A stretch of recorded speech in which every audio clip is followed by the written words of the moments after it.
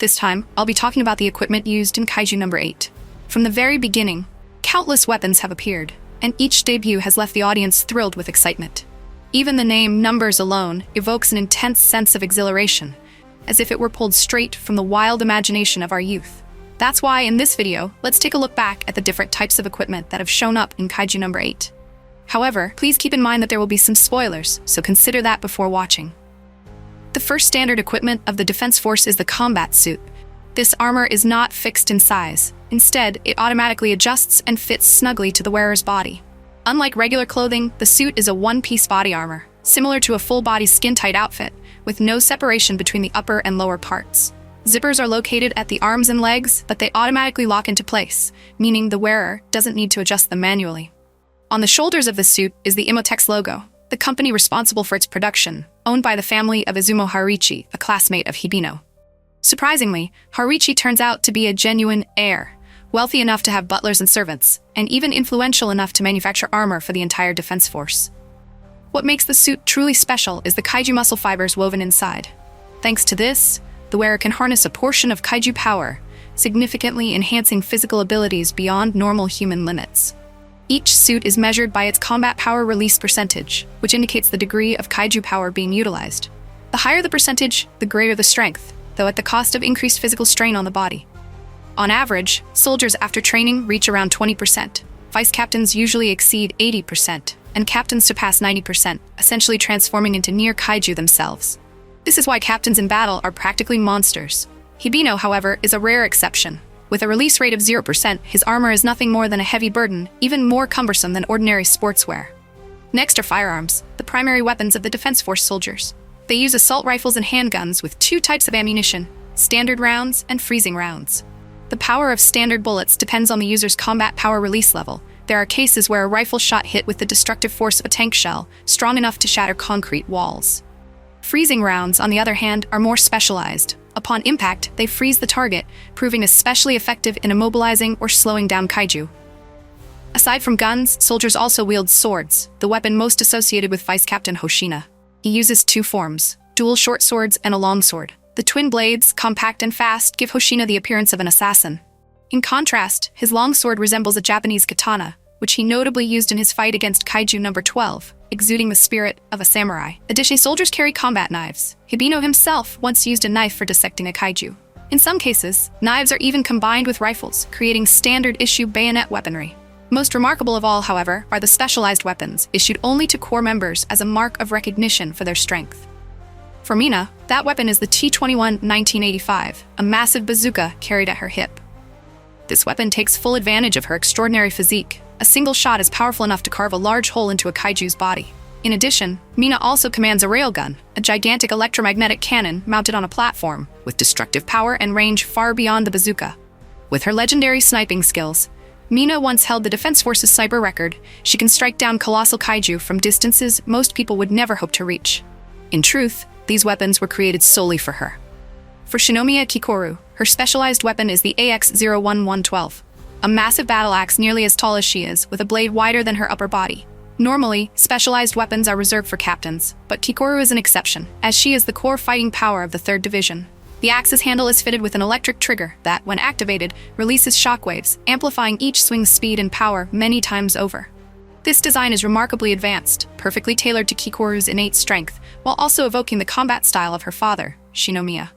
As for Shinonome Rin, her specialized weapon is a colossal gatling gun. The fact that she alone can operate such a weapon already highlights her exceptional strength. The sight of her gripping the weapon with both hands in battle is striking, especially since even ordinary people would struggle to lift it. Rin is currently a squad leader in the 1st Division, a position she earned through relentless effort, driven by her desire to gain Narumi's acknowledgement. That achievement is not just about rank. Wielding a specialized weapon signifies that her power and talent have been recognized. In a division where the average combat power release is already above 40%, Rin's ability to stand out proves she possesses not only skill, but also extraordinary perseverance. Next is Izumo Haruichi's weapon, 027, a special bow. Haruichi can unleash countless arrows that rain down on enemies in a relentless storm of arrows. While it does not inflict the overwhelming damage of Mina's firepower, 0027 possesses a unique ability. Tsukuyomi, Moon Venom. Arrows that strike a kaiju infect it with poison, slowing its movements and robbing it of agility. This weapon may not stand out for raw destructive power, but it provides incredibly effective support, perfectly suited to Haruichi's personality and fighting style. Quiet, rarely in the spotlight, yet always playing a decisive role. Following that is Kaguragi Aoi's weapon, PB-3115, which resembles a 6-barreled rocket launcher, 4 barrels on top, 2 below. When pressed against an enemy and fired, this weapon releases a surge of electricity, delivering devastating damage. Its mechanism seems to involve firing special rounds that conduct electricity, perhaps even akin to a railgun or carrying lightning attributes. The sharp crackling bosh bosh bosh it produces when firing only adds to its intimidating power. Though its details have yet to be fully explained, it is certain to become a noteworthy weapon in the future. Next comes Furuhashi Haru's weapon, whose model number is still unknown. It resembles a shotgun with spare ammunition attached. Upon firing, each shot splits into several fragments. 3 bullets embed themselves into a kaiju before detonating, inflicting severe damage. This weapon complements Haru's fighting style, explosive bursts of power in the moment, favoring concentrated firepower over continuous rapid fire. From this point onward, we come to the numbers, the most extraordinary weapons, crafted from identified kaiju. These are the ultimate arsenal of the Defense Force, granted only to a select few who survive an extremely rigorous selection process. The numbers not only enhance strength far beyond human limits, but also grant the ability to stand toe-to-toe against identified kaiju themselves. However, wielding them requires a compatibility rate with the numbers core. Testing begins with cellular examinations, followed by field trials.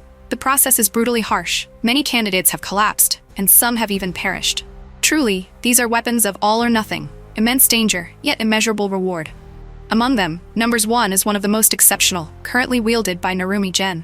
It was created from the retina of Kaiju No. 1, a kaiju with precognitive abilities. When fitted to his eyes and combined with his suit, Narumi can read brainwaves to predict an enemy's next move, giving him an almost constant edge in battle.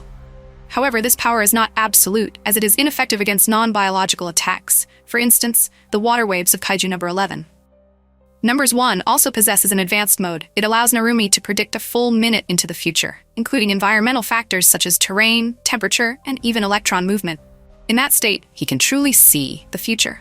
Yet this ability comes with a tremendous burden on the brain, limiting its use to only brief moments. Next is numbers 2, currently wielded by Shinomiya Isao. This pair of weapons attaches to both arms, unleashing devastating shockwaves with each punch. Isao already possessed formidable martial arts techniques of his own, but combined with numbers 2, his power surpasses human limits. In combat, even a bare punch could be lethal. With the added shockwaves, his strikes carried enough force to shatter the face of Kaiju No. 9 in its evolved form. Furthermore, numbers 2 contains a finishing move, the one-hit kill, a destructive technique that once enabled Kaiju No. 2 to annihilate the city of Sapporo. For a human to wield such an attack demonstrates the terrifying magnitude of this weapon. No normal body could withstand it, and yet Isao managed to unleash it twice. Truly, he had transcended the limits of humanity. Next is numbers 4, currently wielded by Shinomiya Kikoru, inherited from her mother, Shinomiya Hikaru. This weapon bears the title, the fastest of the numbers, thanks to its unique ability, flight. To maximize its potential, a custom electromagnetic launch pad was designed, resembling a rocket.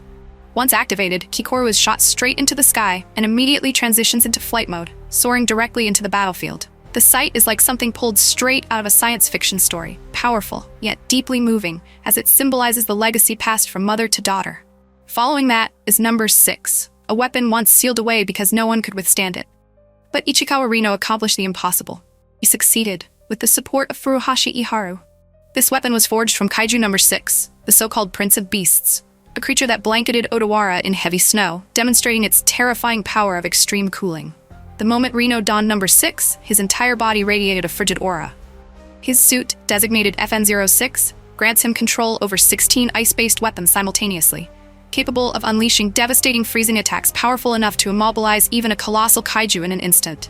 This overwhelming might is precisely why no one had ever been able to master number 6, until now. Reno's triumph marks not only a turning point in his own life, but also a historic breakthrough for the Defense Force. Finally, we have the comedy suit, numbers 10, crafted from Kaiju No. 10, wielded by Hoshina Soshiro. What makes this numbers unique is that Kaiju 10's consciousness still exists within it, able to speak directly through the chest plate. Because of this, Hoshina is often teased by his comrades, who mockingly call his armor a comedy act. Adding to the humor, Soshiro naturally speaks in a Kansai dialect, which only makes the nickname more fitting and well-known. To unleash the full power of numbers 10, Hoshina must achieve complete synchronization with Kaiju 10's consciousness. Without perfect harmony, its output is drastically reduced. a peculiar mechanism that once led many to believe the suit was inconvenient. Yet reality tells another story.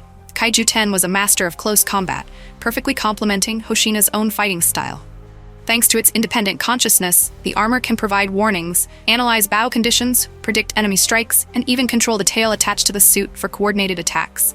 Enemies facing Hoshina are, in truth, battling two opponents within one body.